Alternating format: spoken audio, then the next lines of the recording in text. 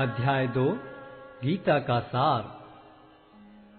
संजय ने कहा, करुणा से व्याप्त शोकयुक्त अश्रुपूरित नेत्रों वाले अर्जुन को देखकर मधुसूदन कृष्ण ने ये शब्द कहे। श्री भगवान ने कहा, हे अर्जुन, तुम्हारे मन में यह कलमश आया कैसे? यह उस मनुष्य के लिए तनिक भी अनुकूल नहीं है जो जीवन के मूल्य को जानता हो। इससे उच्च लोक की नहीं अपितु अपयश की प्राप्ति होती है। हे प्रतापुत्र, इस हीन नपुंसकता को प्राप्त मत हो, यह तुम्हें शोभा नहीं देती। हे शत्रुओं के दमन करता, हृदय की शुद्ध दुर्बलता को त्याग कर युद्ध के लिए खड़े हो। अर्जुन ने कहा, हे शत्रुहंता, हे मधुसूदन, मैं युद्ध भूमि में किस तरह भीष्म तथा द्रोण जैसे पूजनीय व्यक्तियों पर उलटकर बाण चलाऊंगा। ऐसे महापुरुषों को जो मेरे गुरु हैं, उन्हें मारकर जीने की अपेक्षा इस संसार में भीख मांगकर खाना अच्छा है। भले ही वे सांसारिक लाभ के इच्छुक हों, किंतु हैं तो गुरुजन ही। यदि उनका वध होता है तो हमारे द्वारा भोग्य प्रत्येक वस्तु उनके रक्त से सनी होगी।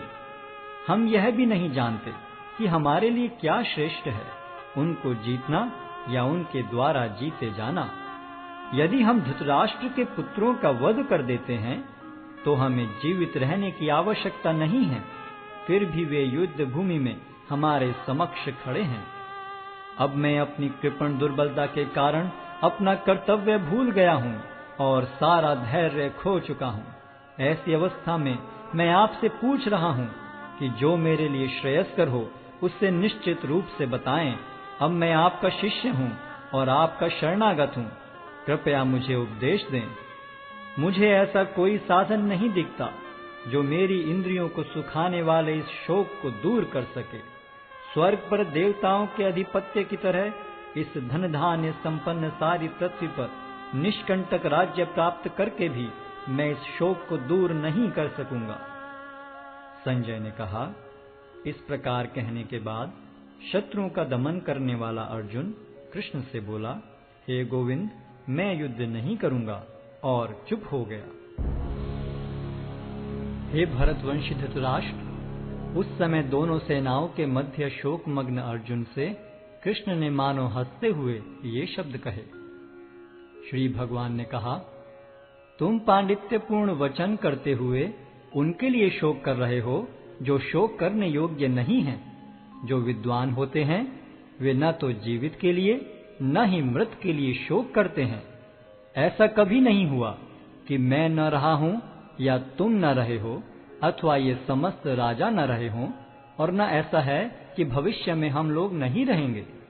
जिस प्रकार शरीरधारी आत्मा इस शरीर में बाल्यावस्था से तरुणावस्था में और फिर वृद्धावस्था में निरंतर अग्रसर होता रहता है, उसी प्रकार मृत्यु होने पर आत्मा दूसरे शरीर में चला जाता है। धीर व्यक्ति ऐसे परिवर्तन से मोह को प्राप्त नहीं होता। हे कुंती पुत्र, सुख तथा दुख का क्षणिक उदय तथा कालक्रम में उनका अंतर्धान होना सर्दी तथा गर्मी की ऋतुओं के आने जाने के समान है। हे भरतवंशी, वे इंद्रिय बोध से उत्पन्न होते हैं और मनुष्य को चाहिए कि अविचल भाव से उनको सहन करना सीखे।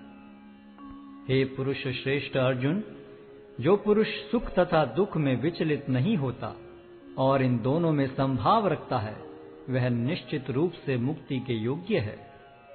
तत्वदर्शियों ने यह निष्कर्ष निकाला है कि असत का तो कोई चिरस्थायित्व नहीं है, किंतु सत्य अपरिवर्तनीय रहता है। उन्होंने इन दोनों की प्रकृति के अध्ययन द्वारा यह निष्कर्ष निकाला है। जो सारे शरीर में व्याप्त है उसे ही तुम अविनाशी समझो। उस अव्यय आत्मा को नष्ट करने में कोई भी समर्थ नहीं है।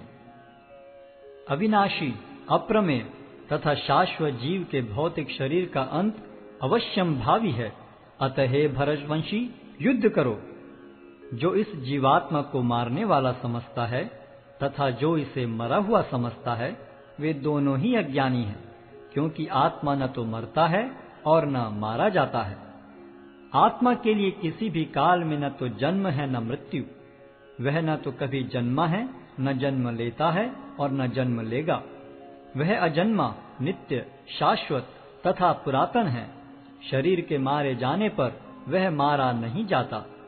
हे पार्थ, जो व्यक्ति यह जानता है कि आत्मा अविनाशी, अजन्मा, शाश्वत तथा अव्यय है, वह भला किसी को कैसे मार सकता है या मरवा सकता है?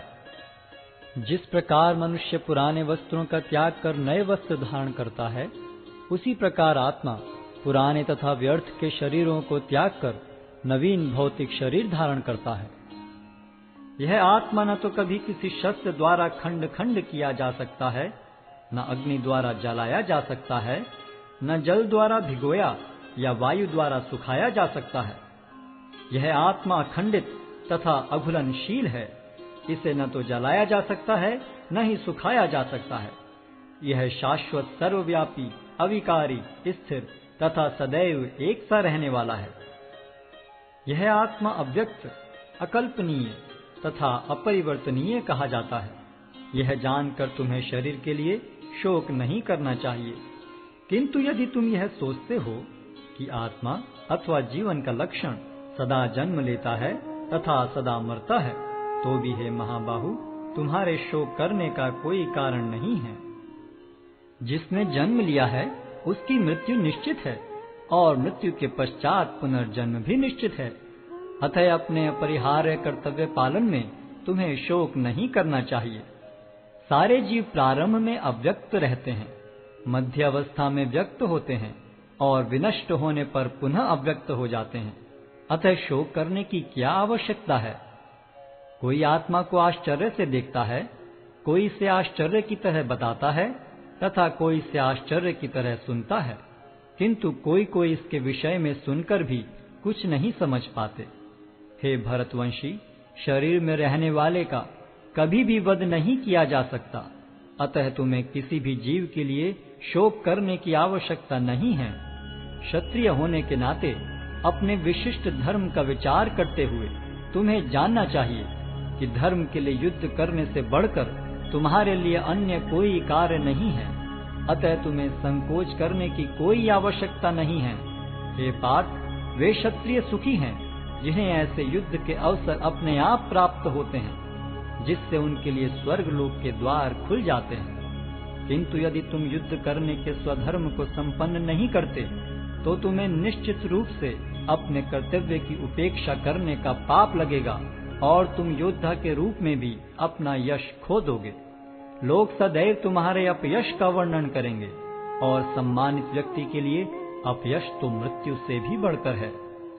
जिन जिन महान योद्धाओं ने तुम्हारे नाम तथा यश को सम्मान दिया है, वे सोचेंगे कि तुमने डर के मारे युद्ध भूमि छोड़ दी है और इस तरह वे तुम्हें तुच्छ मानेंगे। तुम्हारे शत्रु अनेक प्रकार के कटु शब्दों से तुम्हारा वर्णन करेंगे और तुम्हारी सामर्थ्य का उपहास करेंगे। तुम्हारे लिए इससे दुखदाई और क्या हो सकता है?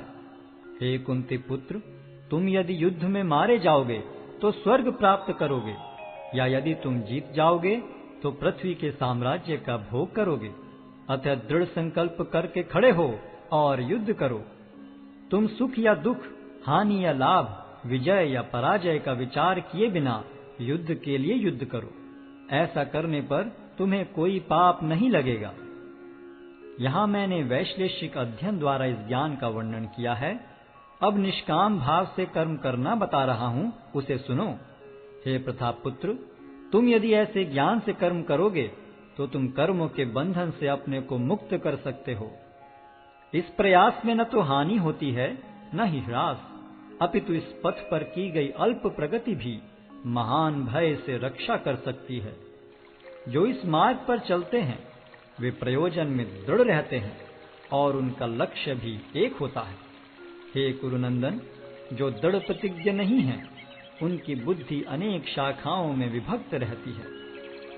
अल्पज्ञानी मनुष्य वेदों के उन अलंकारिक शब्दों के प्रति अत्यधिक आसक्त रहते हैं जो स्वर्ग की प्राप्ति, अच्छे जन्म, शक्ति इत्यादि के लिए विविध सकाम कर्म करने की संस्तुति करते हैं। इंद्रिय तृप्ति तथा ऐश्वर्य में जीवन की अभिलाषा के कारण वे कहते हैं कि इससे बढ़कर और कुछ नहीं है। जो लोग इंद्रिय भोग तथा भौतिक ऐश्वर्य के प्रति अत्यधिक आसक्त होने से ऐसी वस्तुओं से मोहग्रस्त हो जाते हैं, उनके मनों में भगवान के प्रति भक्ति का दृढ़ निश्चय नहीं होता। वेदों में मुख्यतया प्रकृति के तीनों गुणों का वर्णन हुआ है। हे अर्जुन, इन तीनों गुणों से ऊपर उठो, समस्त द्वैतों और लाभ तथा सुरक्षा की सारी चिंताओं से मुक्त होकर आत्मपरायण बनो। एक छोटे से कूप का सारा कार्य एक विशाल जलाशय से तुरंत पूरा हो जाता है। इसी प्रकार वेदों के आंतरिक तात्पर्य जानने वाले को उनके सारे प्रयोजन सिद्ध हो जाते हैं। तुम्हें अपना कर्म करने का अधिकार है, किंतु कर्म के फलों के तुम अधिकारी नहीं हो। तुम न तो कभी अपने आप को अपने कर्मों के फलों का कारण मानो, न ही कर्म न करने में कभी आसक्त हो।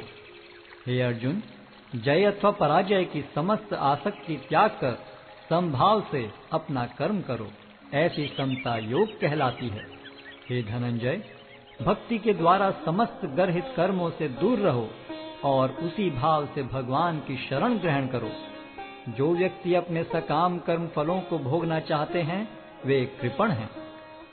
भक्ति में संलग्न मनुष्य इस जीवन में ही अच्छे तथा बुरे कार्यों से अपने को मुक्त कर लेता है। अतः योग के लिए प्रयत्न करो, क्योंकि सारा कार्य कौशल यही है। इस तरह भगवत भक्ति में लगे रहकर बड़े बड़े ऋषि, मुनि अथवा भक्तगण अपने आप को इस भौतिक संसार में कर्म के फलों से मुक्त कर लेते हैं। इस प्रकार वे जन्म मृत्यु के चक्र से छूट जाते हैं और भगवान के पास जाकर उस अवस्था को प्राप्त करते हैं जो समस्त दुखों से परे है। जब तुम्हारी बुद्धि मोह रूपी सघन वन को पार कर जाएगी, तो तुम सुने हुए तथा सुनने योग्य सब के प्रति अन्य मनस्क हो जाओगे। जब तुम्हारा मन वेदों की अलंकारमयी भाषा से विचलित न हो और वह आत्म साक्षात्कार की समाधि में स्थिर हो जाए, तब तुम्हें दिव्य चेतना प्राप्त हो जाएगी। अर्जुन ने कहा, हे कृष्ण, अध्यात्म में लीन चेतना वाले व्यक्ति के क्या लक्षण हैं? वह कैसे बोलता है तथा उसकी भाषा क्या है? वह किस तरह बैठता और चलता है?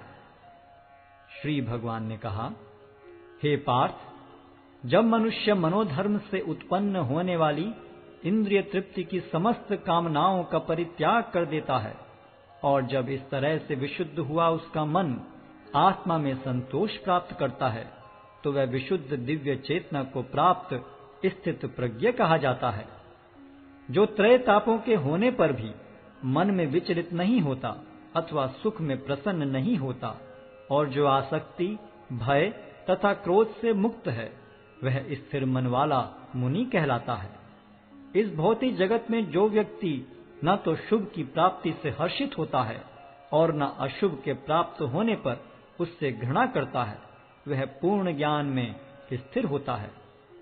जिस प्रकार कछुआ अपने अंगों को संकुचित करके खोल के भीतर कर लेता है, उसी तरह जो मनुष्य अपनी इंद्रियों को इंद्रिय विषयों से खींच लेता है, वह पूर्ण चेतना में दृढ़ता पूर्वक स्थिर होता है। देहधारी जीव इंद्रिय भोग से भले ही निवृत्त हो जाए, पर उसमें इंद्रिय भोगों की इच्छा बनी रहती है।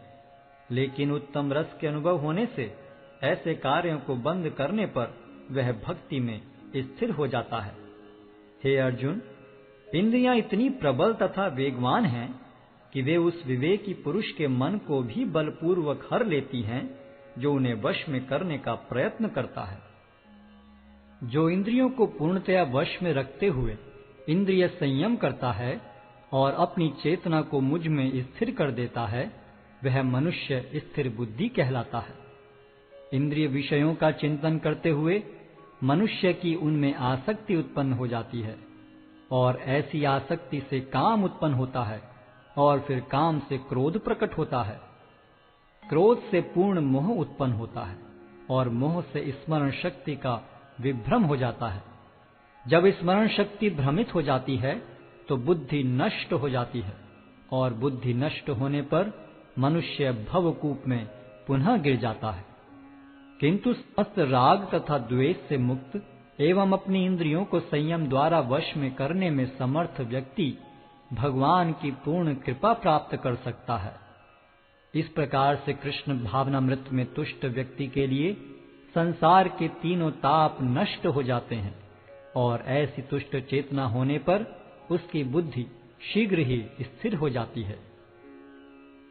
जो कृष्ण भावनामृत में परमेश्वर से संबंधित नहीं हैं, उनकी न तो बुद्धि दिव्य होती है और न ही मन स्थिर होता है, जिसके बिना शांति की कोई संभावना नहीं है।